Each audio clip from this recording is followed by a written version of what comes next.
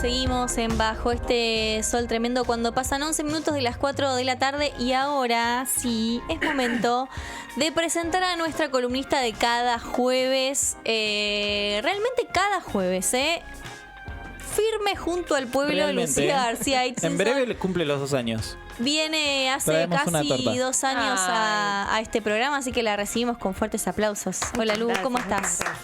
Bien, muy contenta de estar Nuestra aquí. columnista de Derechos Humanos, militante de Hijos La Plata, comunicadora y otras tantas cosas más, por si hay algún distraído que recién se entera de esta columna y se prende a esta radio, ¿no? Así es. Sí, una columna que es un poco ecléctica porque los derechos humanos son un amplio abanico de temas, ¿no? Y hoy traje como propuesta hablar un poco de la reforma laboral, ¿no? De esta ley que tuvo media sanción anoche en el Senado, seguramente ya lo habrán estado conversando. Sí, ayer tuvimos, por supuesto, móviles desde la calle y justamente hoy también abordamos un poco, sobre todo hablamos de los principales puntos de la ley, pero también hablamos de cómo se orquestó ayer la brutal represión con infiltrados, que es algo que sabemos que no es nuevo, pero que este gobierno ha profundizado, ¿no? La presencia de agentes infiltrados, no solo generando disturbios para después generar el caldo de cultivo a través de los medios para hacer creer que está bien la violencia y la represión en las calles, sino también sacando fotos y tratando de identificar a manifestantes. Y llevado al extremo con esa escena de gente armando una molotov en vivo, ¿no? Exactamente. Como, o sea, hola, si lo estás filmando. Mucho y televisado. Explícito. Claro. Burdo, ¿no? Pero sí, como decís, Mariano, no es algo nuevo. De hecho, uno tendría que pensar, para poner en perspectiva histórica este debate de la reforma laboral con matices, siempre no le cambian alguna cosa, pero básicamente siempre repiten la misma fórmula, siempre se trata de la modernización, lo venden como algo novedoso, como una actualización. Y este proyecto, la verdad es que data desde la época de la dictadura. Es un poco lo que se había propuesto hacer Martínez de Hoz, que fue el ministro de Economía de la dictadura, que no pudo. Fíjate vos, a pesar del terrorismo de Estado, de la represión quirúrgica hacia los dirigentes sindicales, combativos, las comisiones internas, no pudieron llevar plenamente ese proyecto a la práctica. Hubo un segundo intento con el menemismo, después fue con De la Rúa, el macrismo y ahora con Milei. Es el proyecto de la derecha de nuestro país, ¿no? Y me interesa señalar esto porque estamos en el marco de los 50 años del golpe y hay como continuidades, ¿no? En cuestiones que quedaron latentes y que ahora se pretenden instalar. Y atacar a los derechos de los trabajadores es de algún modo atacar lo que se te puede oponer, lo que te puede prestar resistencia, ¿no? Salió un documento interesantísimo del Ministerio de Trabajo de la provincia de Buenos Aires. Buenísimo que lo traigas porque ayer lo mencionamos, pero no lo conversamos. Sí, es larguito, pero es un documento que profundiza, historiza y sitúa en términos también de proyecto político, ¿no? Esta iniciativa de lo que se estuvo debatiendo ayer en el Senado de la Nación y tiene un capítulo en la página 10 que se titula La dictadura cívico-militar 1976-1983, donde precisamente lo que hace es desglosar esta continuidad y cita la carta de Rodolfo Walsh, la carta abierta a la Junta Militar, en ese párrafo que es emblemático, totalmente, ¿no? Que es como paradigmático y yo diría que no solo en nuestro país, incluso para analizar procesos en otros lugares, que es el que habla de la política económica, ¿no? Que es donde dice Walsh, debemos buscar la profunda explicación de estos crímenes.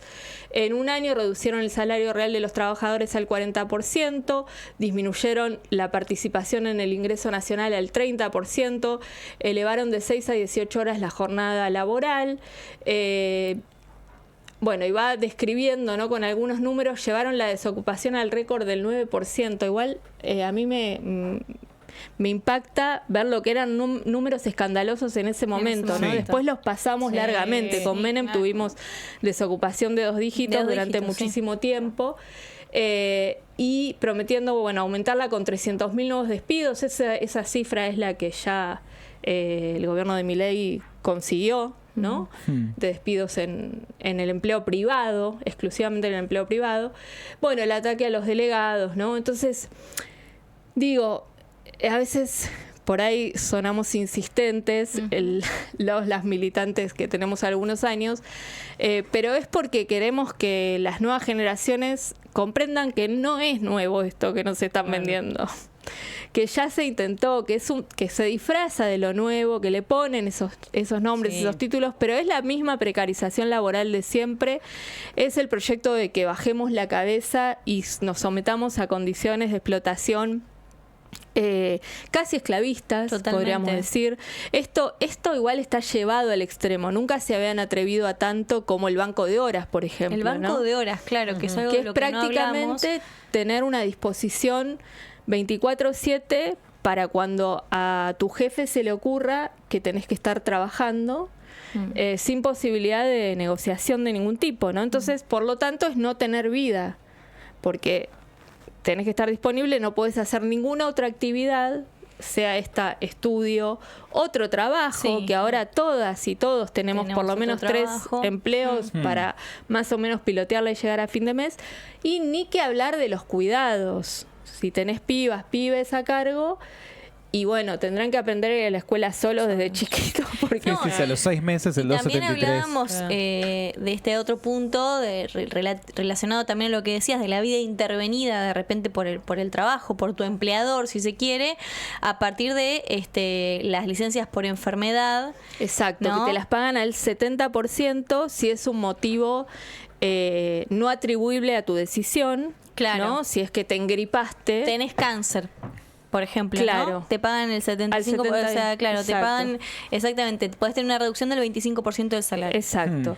Pero si vos sos responsable de esa lesión o ese daño, por ejemplo, porque te fuiste a jugar al fútbol o, no sé, Me mira a mí. a Como, sí. esquiar o, bueno, lo que Golero sea. viejo. Sí, total. Sí, o también poníamos el ejemplo, lo pusimos ayer y lo ponemos hoy. Sí. Ya la gente que nos escucha debe estar cansado, pero digo, terminás con tu jornada laboral, no te alcanza, entonces salís a pedalear como un delivery, tenés un accidente en la bicicleta y eso también computa como Tu responsabilidad. y ahí tenés la reducción del 50% del salario de tu Exactamente. trabajo formal. Exactamente. Bueno, no se anula la indemnización tal como la conocemos, porque en realidad es un fondo al que vos aportás para el día que decidan despedirte.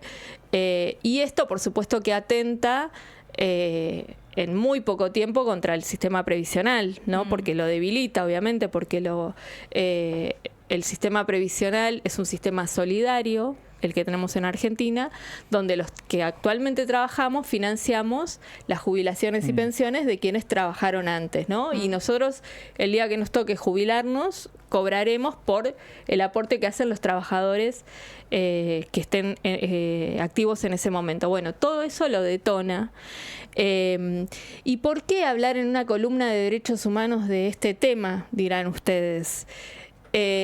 Porque el objetivo siempre, en última instancia, de un genocidio es reestructurar económicamente una sociedad, ¿no? Esto, quienes han analizado, quienes investigan, reflexionan sobre los procesos genocidas en el mundo, llegaron a esta conclusión, ¿no? Más allá de el odio, por supuesto, y la estigmatización que se construye sobre cierto grupo, porque esto es lo que define un genocidio, ¿no? El ataque y el exterminio de un grupo social. En el caso nuestro, en el caso de Argentina, fue contra una generación joven de trabajadores sindicalizados y militantes políticos que tenían un proyecto de país, ¿no? Se debatió mucho en el Poder Judicial si constituía o no un genocidio, porque el modelo siempre estaba más asociado a lo que pasó en Europa con el Holocausto, Claro.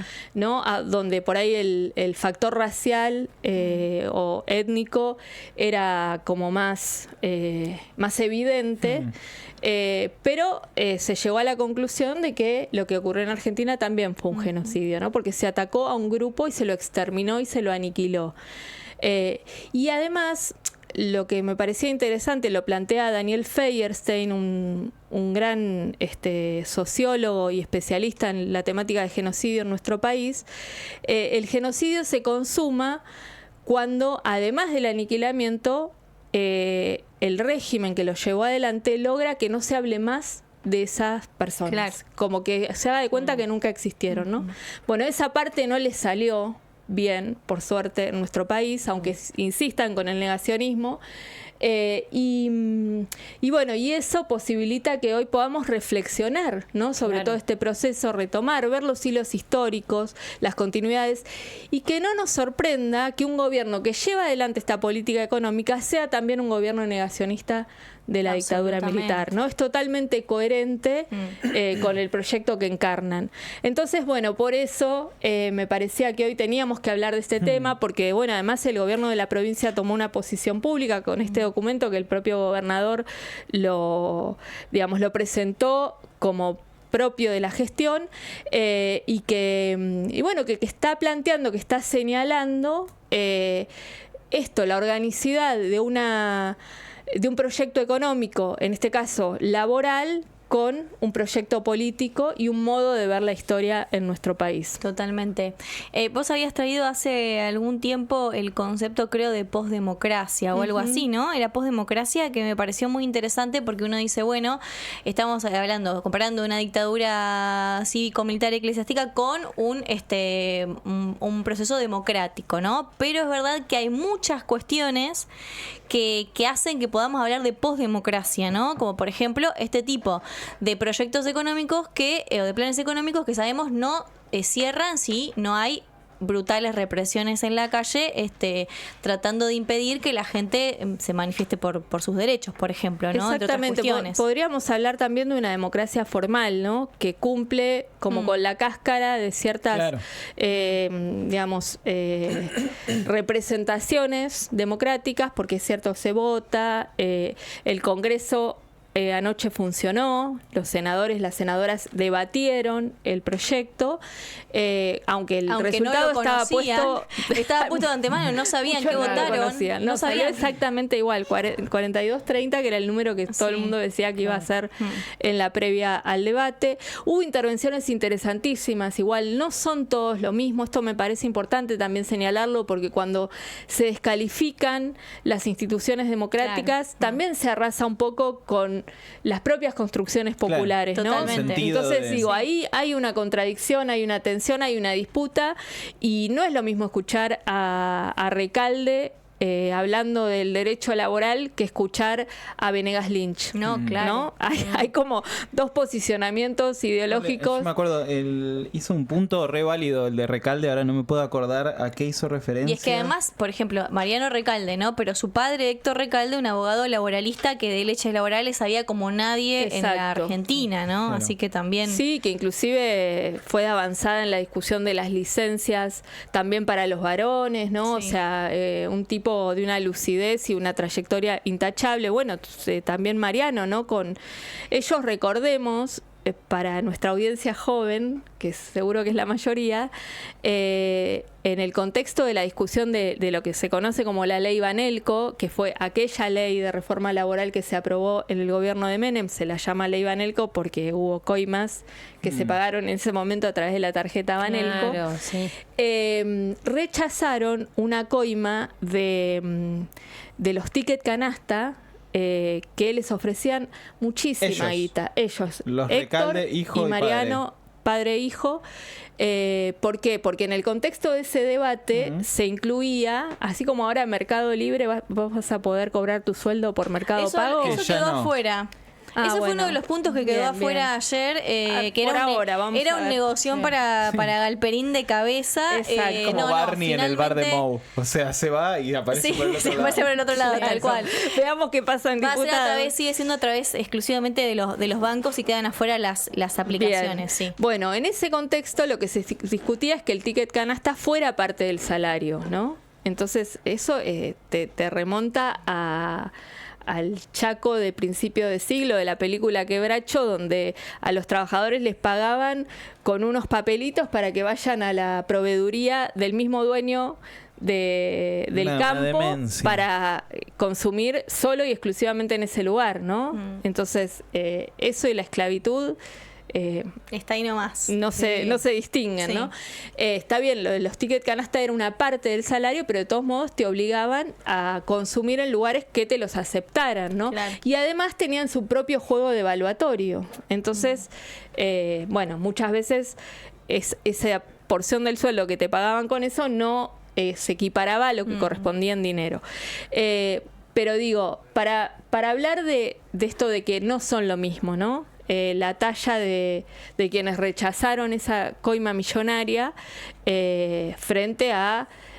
bueno, Venegas Lynch probablemente podría haber sido quien la proponía, no sé, Claro. no sé su vínculo con esta empresa en particular, pero en otra circunstancia podría ser tranquilamente. Entonces, digo, siempre los proyectos económicos tienen su correlato político, su correlato social y su correlato represivo, ¿no? Ayer también vimos esto en escena, hubo cantidad de detenidos, no se llegó a saber el número total. Hablábamos de eso, ¿no? Que había como números dispares. Se habló en un momento de más de 50 detenidos y en realidad ahora, a medida que se los va liberando, se va teniendo Información. ese dato, claro, porque porque hacen esta práctica de levantar gente, de salir a cazar gente cuando ya estaba terminando la movilización, mantenerla en móviles policiales durante horas sin llegar a ningún destino, ni comisaría, ni digamos fiscalía, ni ningún Un tour destino cierto. por la Sí, pero ciudad. como un vacío, ¿no? Claro, Queda- y en ese lapso vos no sabés dónde están esas personas. Claro. ¿No?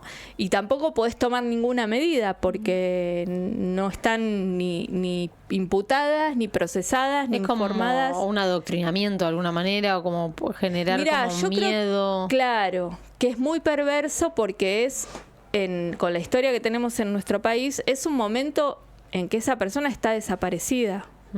Aunque no le querramos poner ningún Sí, es un dramatismo. limbo, sí. Es un limbo, ¿no? Sí. Y eso es muy peligroso porque en ese lapso no sabemos qué puede pasar. Digo, hay todo un procedimiento cuando se detiene una persona de cómo se debe actuar y cómo se le garantizan los derechos, ¿no? Y todo eso está suspendido mientras la detención se mantiene en esos camiones celulares de la policía. Entonces, es una práctica... Bueno, y por eso también es muy difícil saber la cantidad de detenidos que hubo Claro. en la movilización de ayer. Poco a poco eso se está normalizando y los van liberando. Pero bueno, lo que vemos es esto, ¿no? Como el ajuste va de la mano de la represión. Lo vivimos en todos los ciclos anteriores. Y bueno, y finalmente ahora esperemos que en diputados no se consagre, es muy difícil que no suceda, pero estamos asistiendo a la reforma laboral más profunda, ¿no? De todas las que se llevaron adelante en nuestro país y en un contexto donde no hay una dictadura, ¿no? Hay esta democracia compleja, subordinada, ¿no? Y bueno, por supuesto no lo podemos aislar ni pensar por fuera de lo que está pasando en el mundo. Claro. Donald Trump, etcétera, etcétera, ¿no? La derecha ultraconservadora. Pero bueno, también señalar que hay un pueblo que resiste. Ayer la manifestación fue enorme en la ciudad de Buenos Aires, también en otras provincias, ¿no? En Córdoba, en Santa Fe, en Jujuy, en todos lados hubo expresiones más o menos grandes manifestándose en contra y bueno, y todo un sector con mucha conciencia de lo que está en juego, dando la discusión, dando la pelea, y yo creo que que es la semillita, ¿no? De lo que va a ir creciendo hacia Sí, sí. recuperar una democracia más profunda, ¿no? De hecho, también acá decíamos que no creíamos que Por ejemplo, ahora también se está debatiendo la nueva ley penal juvenil que baja la edad de imputabilidad a 13 años. Y sobre ese tema, lo cual también es una aberración, digamos, querer condenar a un niño de 13 años, pero sobre ese tema sí pareciera que hay más consenso social, lamentablemente, ¿no? Lo digo porque es un tema que siempre, digamos, ha estado en las agendas de los últimos gobiernos. Inclusive hemos escuchado a dirigentes que pertenecen al peronismo también estar de acuerdo con bajarle de imputabilidad. Pero respecto a la reforma laboral, yo creo que, o lo debatíamos acá, hay menos consenso generalizado y puede ser algo que termine, o sea, el gobierno ahora lo celebra como un triunfo político, pero que termine incluso jugándole en contra. ¿Por qué? Porque rápidamente los trabajadores van a empezar a sentir las consecuencias de esta reforma laboral, digamos. Está muy tangible, está muy a mano.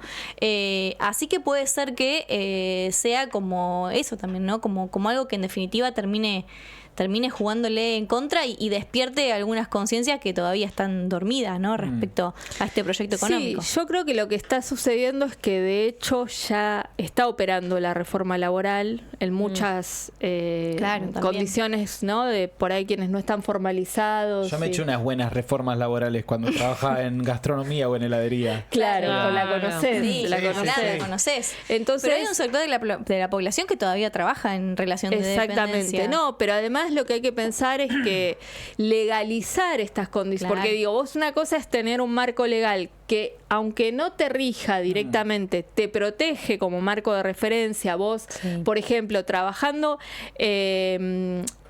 como monotributista durante cierto periodo, podías iniciar un juicio porque era un empleo encubierto. Claro. ¿No? Hasta ahora, todavía hoy podés. Hasta que diputados lo trate, podés. Si vos mañana, el día que sea ley, querés hacer eso, no vas a poder porque ya está explicitado en la ley que vos aceptás las condiciones en las que firmás el contrato tal cual están descriptas. ¿Se entiende? Entonces, quienes creen que no les va a afectar porque no tienen todos los beneficios que supone la ley de contrato de trabajo, jubilación, vacaciones, aguinaldo, licencias por distintas causas, etcétera, jornada de 8 horas, etcétera, en realidad igual también se van a ver afectados, porque ese límite que de algún modo ponía la norma, no va a estar más. Ya está corridísimo, claro. Entonces, sí, yo creo que las consecuencias se van a notar rápidamente porque además esta migración de muchos, de la cantidad de despedidos, gente que se va quedando sin laburos, por lo menos sin uno de los laburos con los que está intentando llegar a fin de mes, decía el gobernador Axel Kicillof el otro día que es una persona cada 4 minutos pierde su trabajo en Argentina estadísticamente ahora, ¿no? Digo, esa gente emigra hacia el trabajo en plataformas, el trabajo en plataformas se sobresatura y en algún momento, no va a alcanzar, Sí, ¿no? Sí, O sea, ya está empezando a pasar. Ya está pasando. Sí. Entonces, ¿Cuántos Rapimas va a haber, digamos? Claro. ¿Cuántos puede haber? Porque ¿Cuántos va a bajar Uber? el consumo de quién va a poder Exacto. acceder a el delivery, Sí, mismo con el Uber. exactamente. Sí. Entonces, digo, esa situación va a generar crisis que habrá que ver por dónde se empieza a expresar y a manifestar. En los 90 fueron los cortes de ruta, los piquetes, las organizaciones de trabajadores desocupados.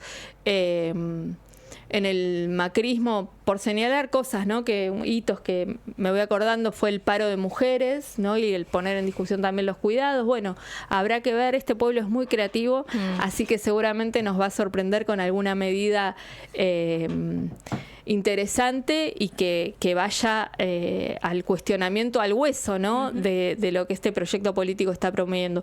Y y sobre todo eso, en los 50 años, no olvidarnos que las clases dominantes de este país querían hacer esto, lo quieren hacer hace 50 años, y nosotros estamos resistiendo, ¿no? De distintas maneras hemos resistido todo este tiempo, y este año nos vamos a dedicar a recordarles de dónde viene ese proyecto, la crueldad de la que son capaces y que nosotros estamos parados en otro lado. Muy bien. Buenísimo, Lu. Me encantan los Gracias. mensajes esperanzadores del final. Nota luminosa. Qué nota bien. luminosa. como todas las mejores películas.